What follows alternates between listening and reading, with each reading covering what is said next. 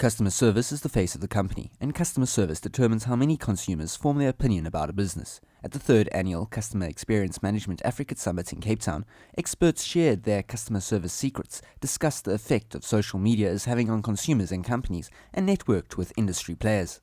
It's recognized that without the voice of the customer, it's almost impossible to sustain a business and even to grow a business. So voice of customer is probably your first port of call before you actually investigate deeply how your strategy and your business model will work in the future. Now the question is actually, where do you get the voice of customer? Well, the voice of customer you get everywhere where a customer meets you. So typically what you will do is you will check what the customer expects, check what he needs, and then lastly check what he wants. And if you can make those discoveries very well, you're well on your way to actually inform the way your strategy should be working. For any brand or any company, you really need to focus on what are the key positioning statements that your brand lives up to, and make sure that those positioning statements and brand attributes are the things that you would like to communicate to your customers, so that when they leave and spread that same positive word of mouth, it's in line with what your brand positioning and messaging is to the market. Well, I think it's well put in this conference this morning. There's an inside-out view that you can have of the world, where you sit inside your office, look outside to those millions of customers, and that's how you build it. But that's probably the wrong way to do it. The right way to do it is outside in, to check what your customer sees, stand in his shoes, and then decide what your business should be looking forward.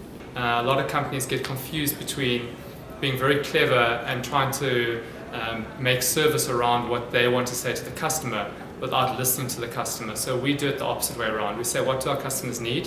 What are the basics of delivering service to those needs? But what are the additional things that we can do to exceed those expectations? And if we can exceed customer expectations, they're obviously going to leave being brand ambassadors for us. So we try very hard to add personal touches to everything that we do, and so every single order that leaves Yaki Chef gets sent out with a handwritten card and a little fridge magnet, and that's been a huge part of who we are, and in many ways our biggest achievement.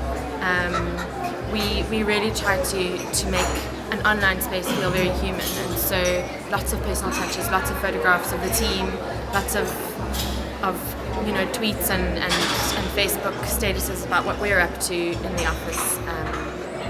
Just to try and show that we really are a team of fun people behind all of it.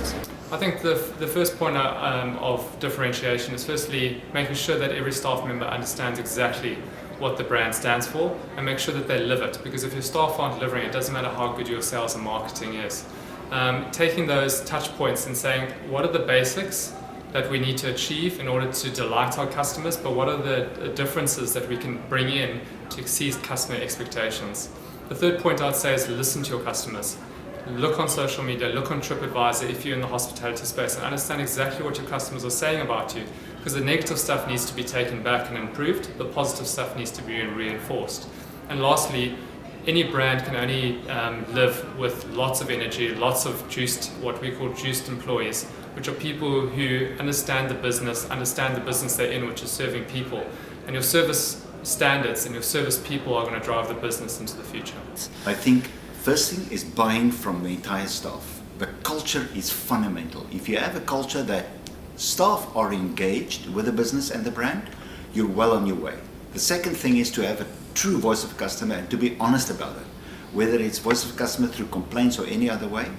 Thirdly, I think that the leadership should act like leaders as well, not just managers, because it's much more than management, so that they can feel they have a single team they work on. And the fourth thing I think is make sure that the value you provide in the market is still relevant.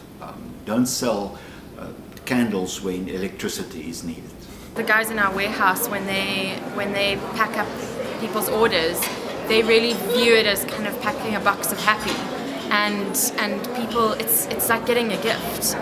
So the putting together of that order is there's a lot of detail that goes into it, and we try very hard to not just kind of put in the products that the customer's ordered and off it goes on its way. It's really about opening something and for it to be an incredible experience, and so a lot of thought goes into the packaging and all different parts of it. So from the moment the customer's on the website, they're interacting with us. So they're part of an amazing experience, right down to when they get that order delivered to them.